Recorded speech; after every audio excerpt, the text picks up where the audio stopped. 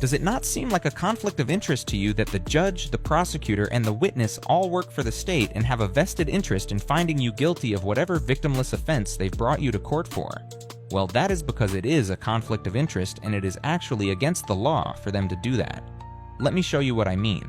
Article 3, Section 2, Clause 2 of the United States Constitution states that in all cases affecting ambassadors, other public ministers and consuls, and this is the most important part, those in which a state shall be party, the Supreme Court shall have original jurisdiction.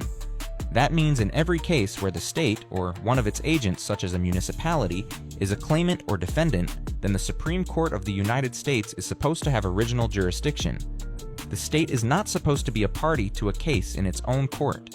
This means that every traffic ticket, every victimless offense where the state is claiming injury without a living victim is actually just an exercise in extortion and theft, and it is violative of the law of the land. Now, the corrupt bar attorneys will try to say that is not what was meant by the framers of the Constitution, but they would be lying. Let's bring the receipts. First, who could be better at interpreting the intention of the framers than the framers themselves? And fortunately, they wrote at great length about this in the Federalist Papers. In Federalist Paper number 10, James Madison stated, "No man is allowed to be a judge in his own cause, because his interest would certainly bias his judgment, and not improbably corrupt his integrity. With equal, nay with greater reason, a body of men are unfit to be both judges and parties at the same time." And in Federalist Paper number 80, Alexander Hamilton stated that the judiciary authority of the Union, meaning the Supreme Court, ought to extend to all cases in which the state tribunals cannot be supposed to be impartial and unbiased. There is also case precedence for this as well.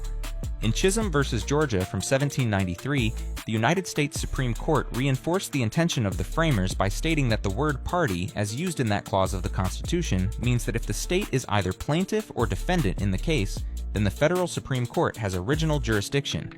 That should settle any confusion for the attorneys. So, the state creates the Motor Vehicle Code, which it stands to profit from handsomely, then it hires a cadre of road pirates to enforce the code, then it erects administrative courts to collect the revenue. The state, the road pirates, and the courts all split the take. It is not law enforcement. It is a mafia-style racket and a massive conflict of interest. So next time you are summoned like an apparition into their legal underworld, if I was you, I would file a motion to dismiss with an accompanying legal brief explaining that if there is no injured living victim, then there is no crime, and they cannot deprive you of life, liberty, or property without due process according to the law of the land. And if the state is claiming to be the victim, then the state has lost its ability to hear the case and must file an action with the United States Supreme Court.